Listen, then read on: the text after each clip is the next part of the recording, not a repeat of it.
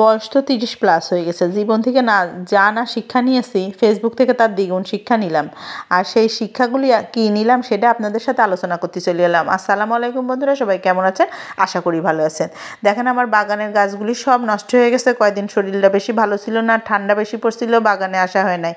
আর এই যে ছেলেরা দাঁত ব্রাশ করায়, হালকা পাতলা নাস্তা করায়, তারপরে আমি এই যে ভ্যানে উঠে ব্যাংকে গেলাম। ব্যাংকে কাজ ছিল, সেই ব্যাংকের কাজ সারতে গেলাম। আর আমার ছেলে তো ব্যাংকের ম্যানেজার হয়ে গেছে, বিশাল কাজ করতেছে, দেখতেছেন না?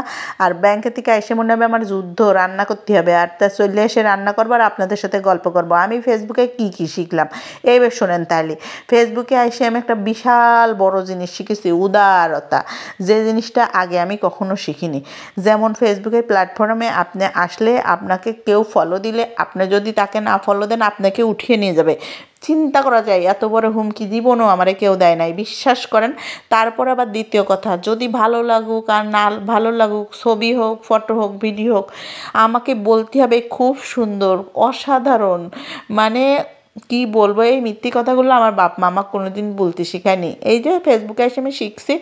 তারপরে আরও আছে, দেখা গেল কি যে আপনি ধর্মের দিকে বলেন, অনেক কিছু দেখেন ধর্মের কাজ যেগুলি করেন না, ফেসবুকের মাধ্যমে করা হয়ে যায়। যেমন যে ছবিগুলো আপনি দেখবেন, ভিডিওগুলি দেখবেন, বাচ্চাগুলি দেখবেন, খুব ভালো ভালো কথা বলবেন, তারপরে বলবেন মাশাআল্লাহ, সুবহানাল্লাহ, আলহামদুলিল্লাহ, সারাদিন তো আছেই।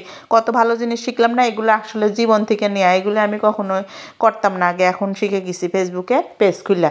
বুঝছেন, অনেক কিছু শিক্ষা আছে, আপনারা যা জানেন না আমার কাছ থেকে শুনে নেন। তারপরে কিছু পাবলিক আছে আইসে বলবে, ভাবি দাওয়াত দিলাম, আফা দাওয়াত দিলাম, আমার বাড়ি যাবেন। ও মা, যায় দেখি নাচ করছে, খাওয়ার মাওয়ার কোনো ব্যবস্থা নেই। চিন্তা করা যায়, এটাও একটা শিক্ষা।